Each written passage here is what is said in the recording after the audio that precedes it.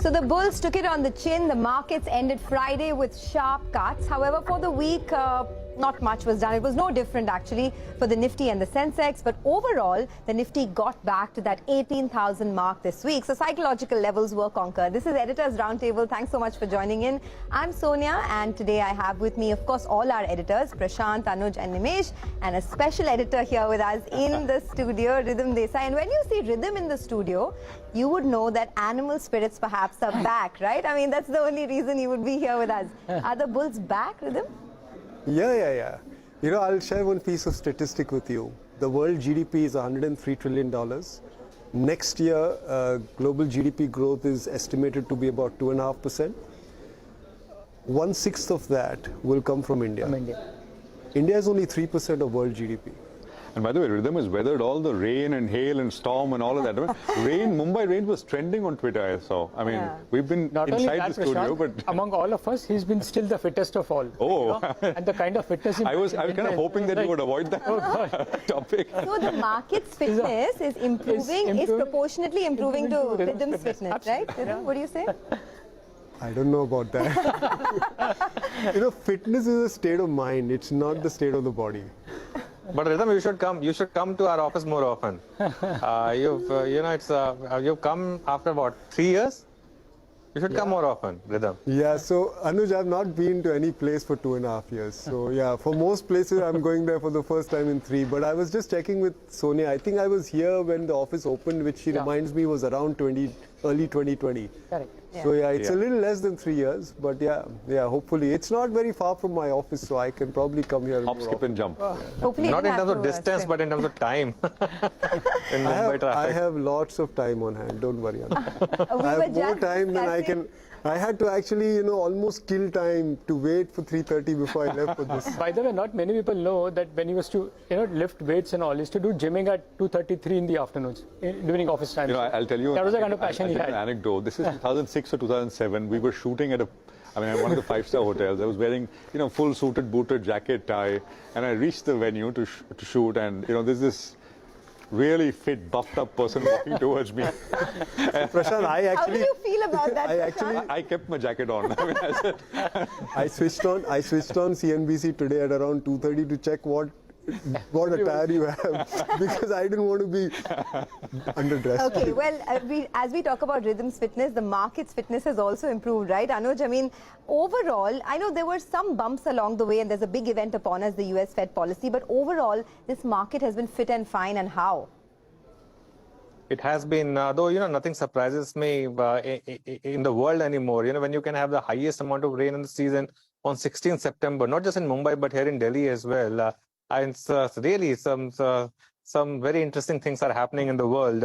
But I think, Sonia, I want to point out 4 street signs this week, which have given some kind of warning signs. I think Friday was brutal in terms of the market breadth, because if you look at what happened in the market, today we had 1:6 on advanced decline, and the market leading sector was leading the decline, which is something I always give extreme importance to. But I know we talk about near term here and not the 5-year views, but just in the near term, if you look at the kind of selling that you saw in M&M and Hero MotoCorp, in fact, second week of underperformance is what we had for the Nifty Auto. The other point which clearly stood out was that the counter trend rally which we were building in IT, that got punctured this week. The Nifty IT was down 6% for the week and very close to 52-week low. In fact, within 2.5% of 52-week low for the Nifty IT, and again led by the sector leader Infosys. The kind of selling that we saw in Infosys towards the end on Friday was a bit eerie, and most large stocks are close to 52-week lows. The third sign to watch out for is what is the smart money doing. Though you could argue the definition of smart money in this market, because retail really bought when everything was capitulating, and FIs actually have bought at the higher level. But even then, over the last few days, you started to see some bit of fatigue from the FIs as well, at least in the cash market. And in the futures market, they're actually building some very aggressive short positions. I don't know why is that the case, but 76% on the short side from the FIs, if you look at the index futures. And one last sign, and that's really a question. And actually, I'll throw that to Rhythm. The question really is that, is the decoupling still intact? Because while the Indian market is still an outperformer, Is this 2004 or 2008? In 2008 as well, there was a lot of noise about decoupling. but when the market caught up with US market, we actually saw a big decline. Actually, Ridham, let me ask you this question. Is the decoupling still intact? See, Anuj, every single US recession of the last 30 years has produced a bear market in India. So that we may skirt a bear market this time is your version of decoupling. I'll say less coupling. Decoupling is a little too dangerous to say. But we cannot be completely immune to global events. The fact is that we are amongst the top 5 world economies and world markets. So we will get affected by global events, maybe with a lag, but we will get affected. So if the SPX is going to keep making lower levels, then it's hard for the Nifty to make a new high. And very appropriately, we didn't actually make a new high. We came off as soon as we were all excited about a new high. It's a good sign, I think. You don't want the market to get too exuberant and run away and then crash. So it's better that we correct and behave more sensibly, as I think we have done this week. I think in that context, with the inflation data that came out from the US, right, now the expectations are that maybe not 75 basis points, it could be 100 basis points hike as well in the meeting next week. That's the big event to watch. But the other big event that Prashant is tracking closely is India's inclusion in the global bond index. What would the implications of that be? I mean, it's a big if, right? If it happens or not. Let me go across to the big wall and tell our viewers what this could be, this could look like. And I'll tell you why we are talking about this now, right? So this is the big event ahead. I should have probably put a question mark here because hopefully this will happen. Inclusion of Indian government bonds to global bond indexes. I mean, the chatter is growing that this is very imminent now. It could come any day, actually. Some that I've spoken to, or maybe it'll come towards the end of this particular month. Now, you know, the story, let me just tell you the story so far. India is the only large emerging market which doesn't have its government securities as part of global bond indices. India opened its equity markets fully to foreign investors in 1993, but it's been cagey about doing the so for bond markets, primarily because the concern has been that, you know, hot inflows and hot money outflows of course more worrisome, could have a big impact on the currency market. So it's been kind of held back in opening up the bond market to global investors. But things started to change from 2013, 2014. Let me just quickly tell you, the various steps which have happened along the way, the road to the global inclusion. You know, there were various foreign investor categories which all got merged. FII, QFI, it all became FPI. There were revisions which happened as far as some certain quantitative restrictions in terms of how much foreigners can buy of Indian government bonds. There were things like, you know, the government waiving limits through the voluntary retention route. The last one which happened was a separate category of bonds which was created, which was called the FAR, the fully accessible route. So foreigners could buy bonds which were sort of put in this bucket, the FAR bucket, the fully accessible route bucket, in unlimited amounts. Okay, so this is the story so far. Why are we saying that this may happen now? What has really changed, right? What has changed is a couple of things. India, first of all, has been on the watch list of index managers like JP Morgan, FTSE, etc. This is like the MSCI Emerging Market Equity Index. I mean, in the same way that they have, these indices for stocks, you have indices for bonds as well.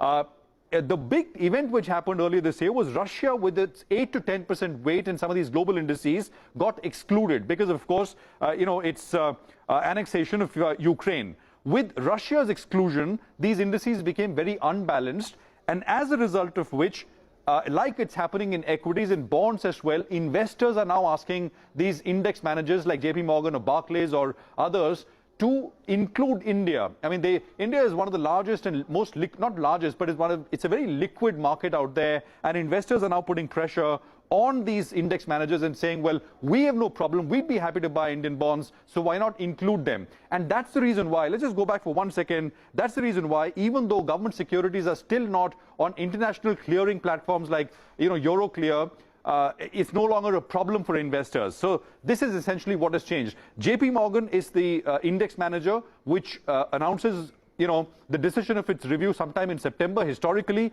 and that's why we are saying the moment could be now. This is a quick overview of the Indian GSEC market. These are latest numbers. The total GSEC market size is about 86 lakh crores. The bonds which are owned by FPIs, through the fully accessible route, in that bucket is about 59,000 crores. The non-FAR bonds, which are owned by FPIs, is another 82,000 crores. In total, foreign ownership of government securities is 1.41 lakh crores. It's about 1.6% of the total. What could the inclusion look like? I've just taken two examples, the Bloomberg Barclays Index and the JP Morgan Emerging Market Index. These are the passive AUM funds which track these particular indices, and look at what potential weights could look like and the inflows which we could see.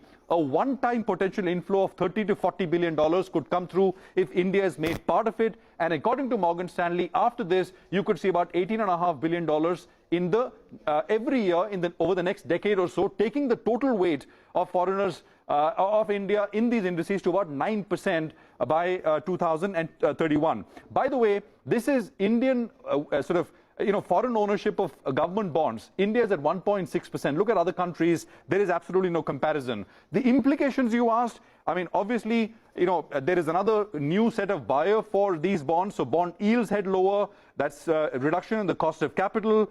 It's, of course, positive implications for equities as well as a result of, new set of buyers and the lower cost of capital.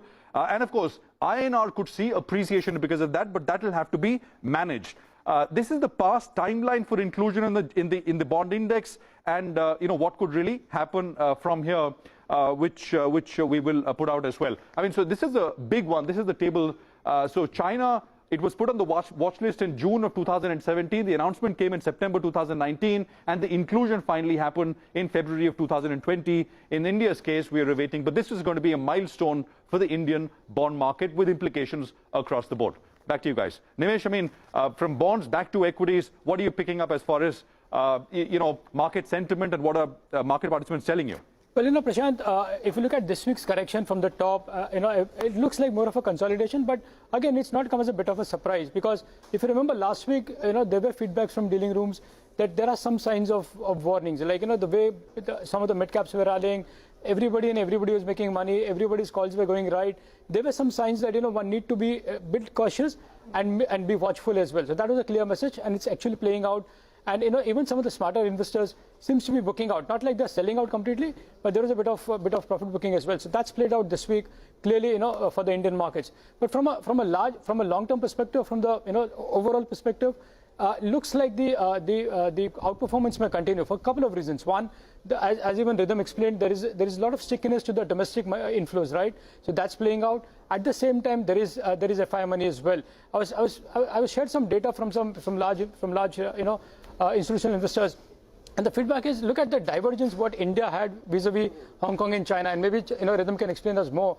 There's been a big divergence this year. Why today? It's never happened for many years, and maybe that also explains that within emerging markets, the flow is moving from China to India, and that's playing out in terms of the FI flows as well. So that's something to watch out for.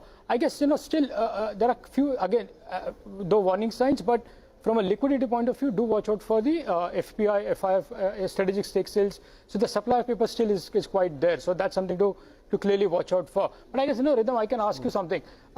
For the last many weeks now, there has been a trend of FI, strategic investors, Ps looking to sell out.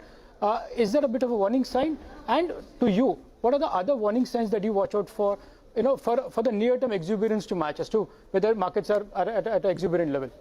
So on venture capital and PE funds, there's a fair bit of stress in the world. Right. So the flows have slowed down significantly. If you go back a few months, the trailing 12-month number was $50 billion. That was the VC funding into India. That run rate from 4 billion has now dropped to 500, 700 million latest month. So it's a big drop in fact, bulk of the BOP pressure is because the venture funding has slowed down. It may get replaced with the bond fund story. It's one of the reasons why there's a bid on financials, amongst other reasons, because financials will benefit.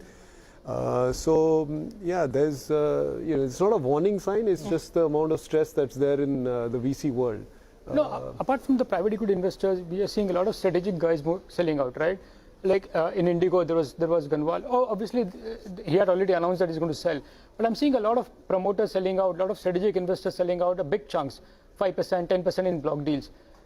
what to read into this? Is there something that one should be careful about, and what? So I think, Nimish, the reasons are different for different sell downs. So, for example, there are a few PE funds that have to shut down because they have to. So they have to report. They have to take the money off the table, and if they don't have fresh funds coming in, which is the case with a lot of PE funds, then they have to sell. Otherwise they can transfer to a new fund.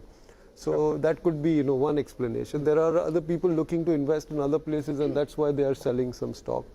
I don't read much into it from a top-down singular reason perspective. Sure. Okay. Well, one sector that I have to ask you about is the big comeback that we've seen in the auto sector, right? But before that, I just want to get some data points on board. So let me go to the big wall now. Now, what happened this week is the autos made a huge comeback after many years of a slowdown, right? So the big question that we're asking is this a structural uptrend? Now, let's take a look at the auto stocks hitting fresh highs. M&M hit an all-time high last week. Maruti is at a 4-year high this week. Ashok Leyland all-time high. Seat all-time high. JK Tyres 4-year high. So there's a clear trend over here. Autos and ancillaries are hitting fresh highs. Now, is the risk reward turning favorable? So let's give you some data.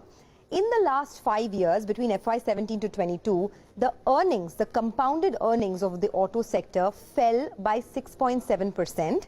And the share in the profit pool for Motilal Oswal in the companies that they track, this is the data that they provided, went from 9.2% all the way to 2.5%. So it was a very low share in the profit pool. Now the question we're asking is the risk reward now turned favorable because of a couple of reasons. Autos, as we know, has made a huge comeback. If you look at just purely the data, right, demand from OEMs has grown quite a bit. Passenger vehicle sales have gone up 21% just in August.